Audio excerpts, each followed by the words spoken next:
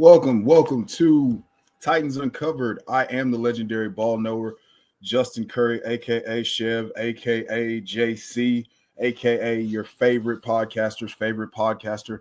And I'm here to talk some Titans with you. Just briefly, I'll give you a quick background into who I am and why I'm a Titans fan. Lifelong football guy. I've been playing since I was 9 years old, played till I was 27. Blah. You don't care about that. Anyway, I love talking ball. I just happen to have developed into a legendary ball knower with the skill set to break down the happenings and not happenings. Been a whole lot of not happening with the Titans so far, but we're going to give you a little positive spin, give you a couple reasons why you should watch the game, and then just kind of talk through, the state of the state. It's been, I had high hopes for this year, but clearly it's just not hadn't panned out the way that I wanted it to.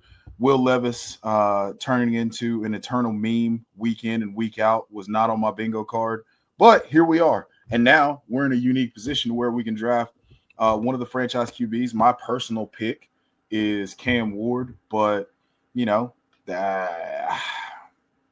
don't get what I want very often. I am one of those that is a big Rand Carthen guy. That's the Titans GM, for those of you who don't know. Love a lot of the things that he did. But I mean, it just hadn't really worked out the way that I wanted it to in 2024. But in 2025, we get one of these quarterbacks and a right tackle, we might be in business. So with that, I'm just kind of looking forward to seeing what plays out, what actually is going to happen on the field. That'll give me encouragement so that, it's not just a bare cupboard. I didn't think that it was a bare cupboard going into 2024, but, we had some unfortunate breaks, lost some games on the front end that we shouldn't have lost, spent some money on big-time free agents, L'Jarius Sneed, in particular, that hasn't worked out due to injury. Had some holes that I thought that Bill Callahan, the legendary O-line coach, would be able to cover up, but that hasn't necessarily been the case. And I'm just really looking for J.C. Latham to solidify himself. If we could get Tyjae Spears on the field, I would love to see what he has to offer. He was one of those guys that typically it was a pretty common notion that he was going to have a shorter shelf life because he doesn't have an ACL, but man, is he explosive. Tony Pollard, family friend of mine. His parents are friends with my parents. They're about the same age. I'm just way older than he is because my parents started a little bit earlier, but we don't need to get into that. You can see the grays. It is what it is. But that's just kind of the state of the state, man. I want to see our defense continue to play hard. The Chargers pretty much bludgeoned us into submission last week, made us look, made us look not so good. Then last week against the Vikings, we couldn't really get anything going. It was not very encouraging. We did have a 51-yard touchdown call back from Will Levis to Calvin Ridley. That was a pretty play. And that was kind of the highlight offensively. Defensively, it's getting late early. L'Jarius Sneed's out. Chidobe Awuzie is still on IR. Jarvis Brownlee is a dog. Amani Hooker is a player. Jeff Simmons, one of the best defensive tackles in the NFL, along with Harold Landry, Arden Key, and Tavondre Sweat in that front seven. I really would have loved to have seen us retain Azeez Al-Shaair, now starting at middle linebacker for D'Amico Ryans in Houston, who we face this week. But the business goes the way the business goes sometimes. So can't really fault them for scooping up the guy that led the NFL in tackles last year. This week's matchup, there's a couple key matchups that I feel like are going to determine the game. Calvin Ridley, the first of which being Danielle Hunter. It's spelled Danielle, by the way, but I would never dare call him that to his face. If you have seen him, you understand why.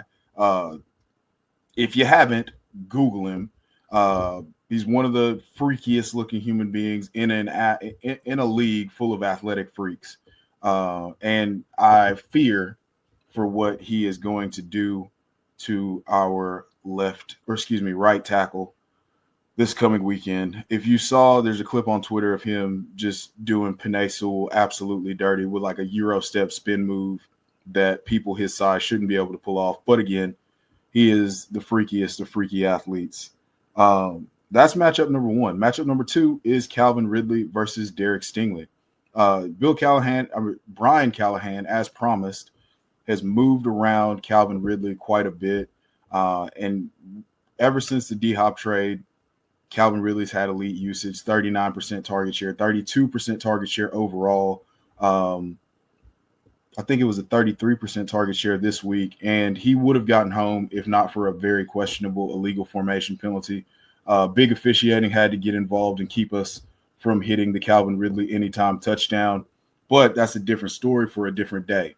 So Calvin Ridley versus Derek Stingley. If you watched last week, the Cowboys and the Texans, Derek Stingley put together a pretty good performance.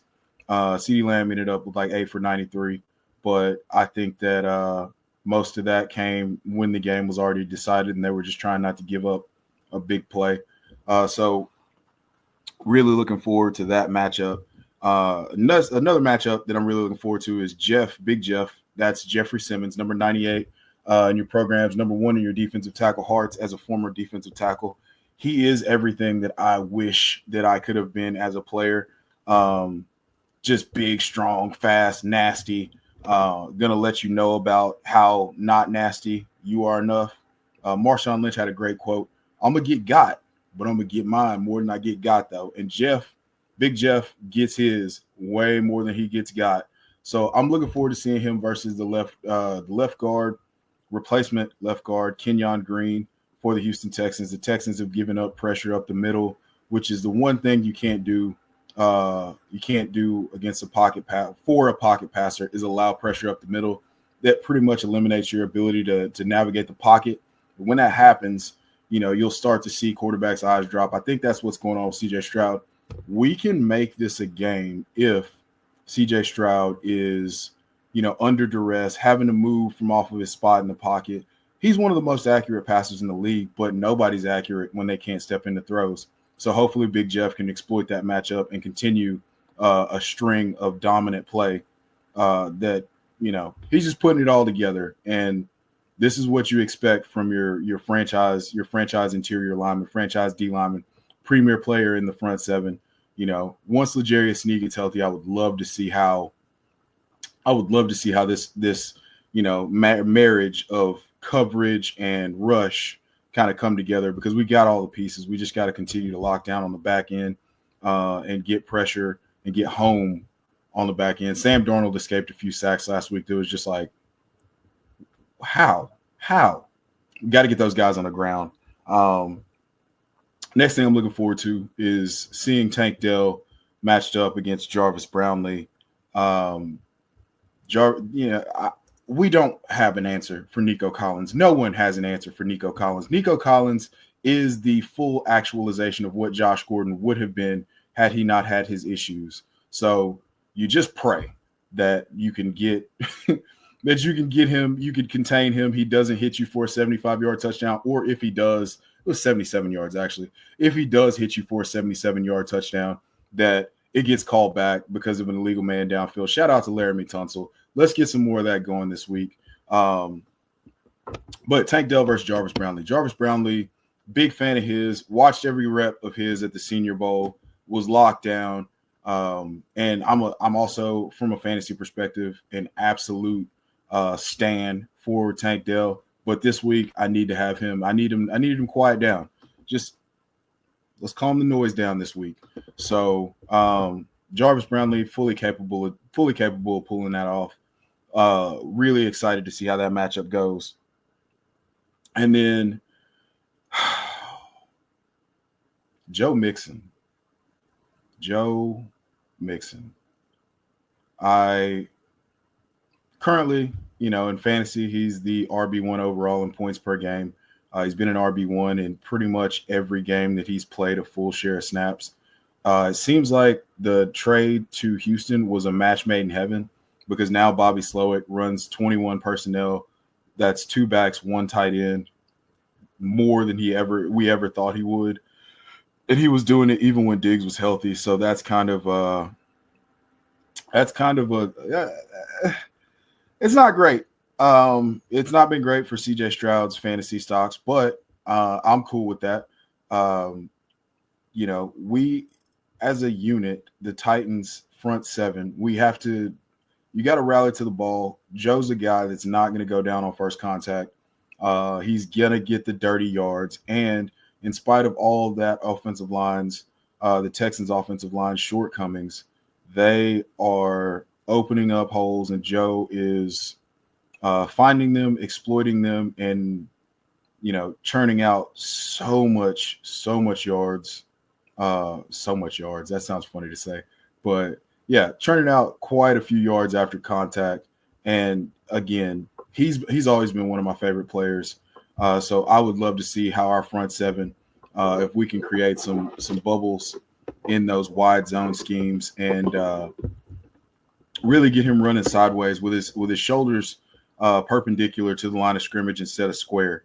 That's the key. I mean, you have to make him an indecisive runner. He's very patient and he's very powerful. So, you can't overcommit. You got to be willing to stick your face into the fan and, go toe to toe.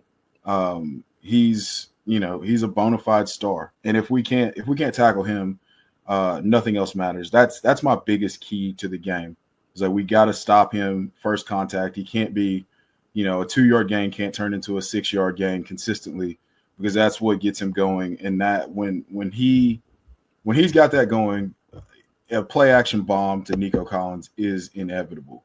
So just keeping him hemmed in, keeping him out of rhythm, putting them in 3rd and long situations where they're forced to be one dimensional. I feel like are some of the keys to the game. Fantasy impact players in this one. You got obviously the aforementioned Joe Mixon. Like I said before, he's the RB1 in points per game. I think that we can do a good job keeping him under wraps if you play sound assignment football.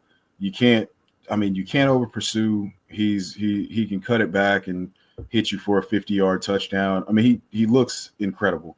And then in the passing game, I mentioned this earlier. Big Jeff has to be able to win and dominate the Texans guards, Kenyon Green, and their other, I forget, it escapes my name. His name escapes me right now. But the other guard for the Texans, we've got to absolutely dominate that matchup. Keep CJ Stroud throwing off his back foot, keep him uncomfortable, keep him, moving out of the pocket, preferably to his left, and trying to throw. You can't have a lot of time to try to find Nico Collins over the top. That's just key. We have to. Nico Collins is one of the best catch and run guys, but he's also one of the best deep threats, making him quite possibly one of the 5 best receivers in the NFL. And we can't have him running wild. CJ Stroud can't have time in the pocket. This has been kind of a slump for him, but if anything of the sort happens where he gets time to throw, or he's not forced to throw off his back foot, we're going to be in a world of hurt. This is not going to go well at all. So more than anything, just keeping the pressure on, making CJ Stroud question himself, and drop his eyes to see the rush instead of being able to look downfield. And then Tank Dell, he's been 12th in targets since week 6. He hasn't really turned that into very many fantasy points and converting.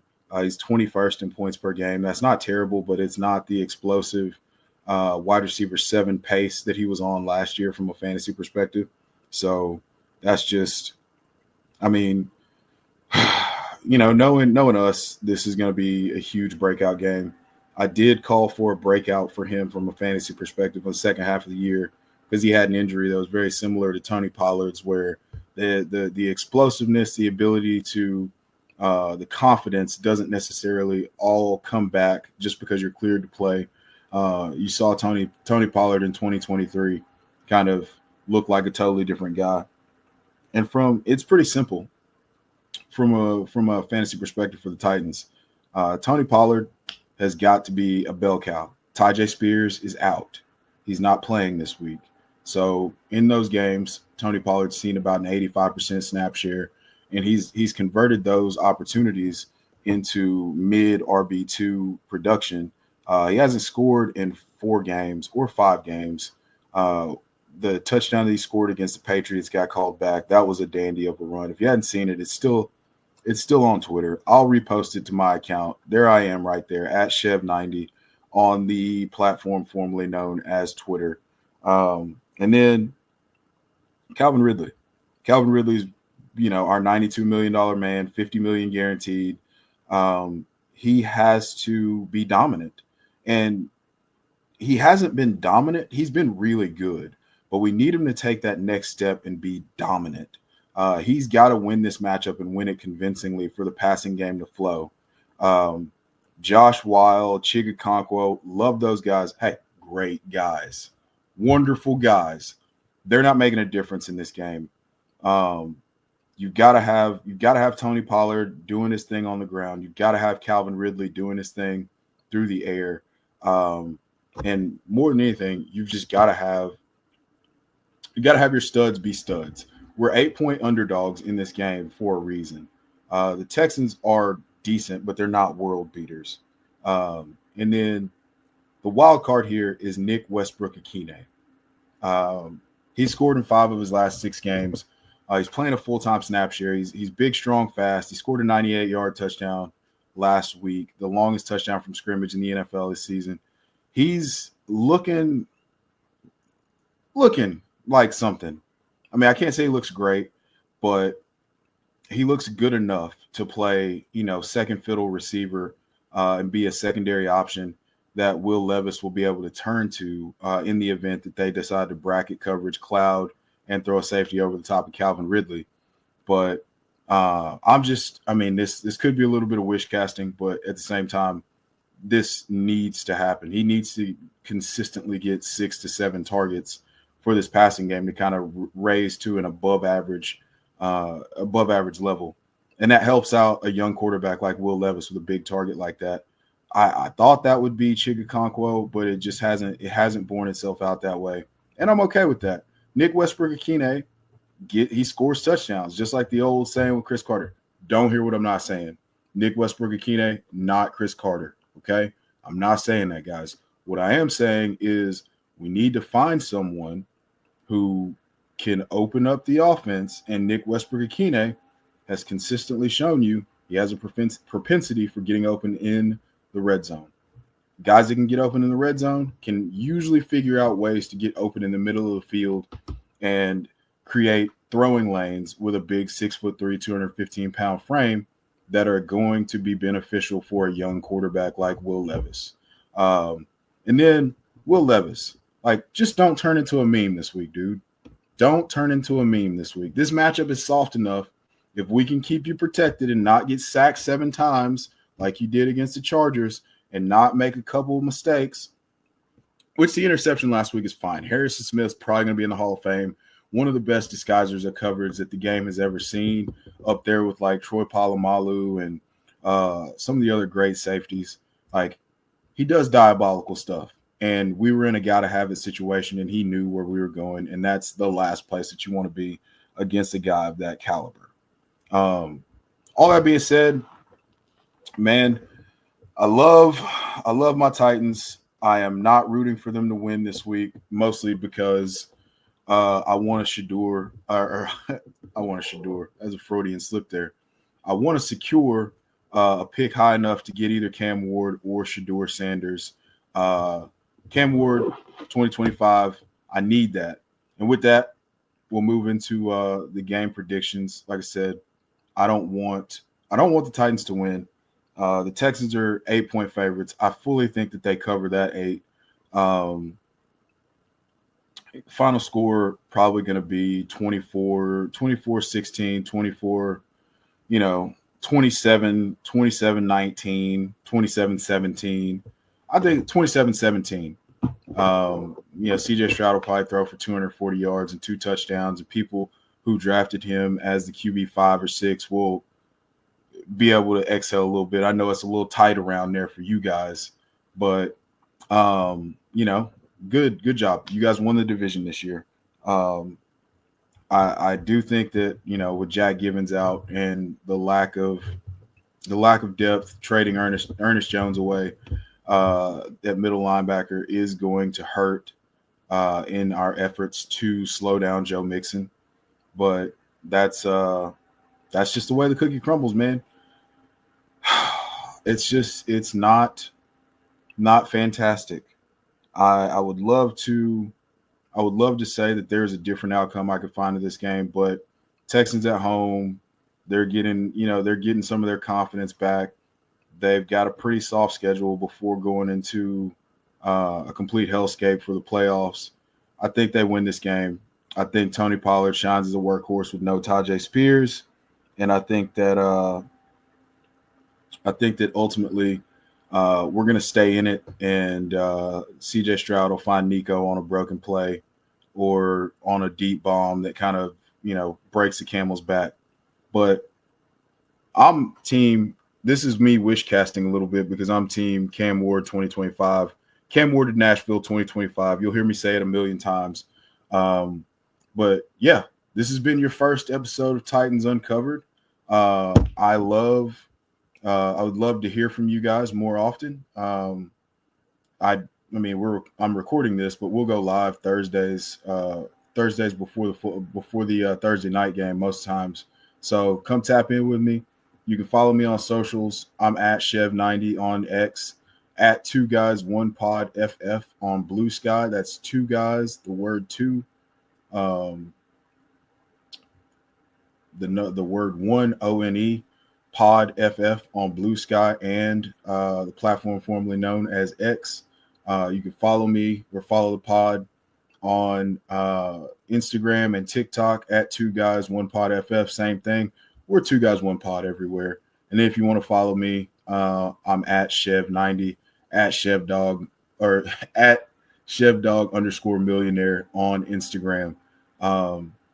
Good luck to all you guys, teams. Thank you for watching. Thank you for tapping in. I'll be back with a recap of what happened next week. See you soon. Oh.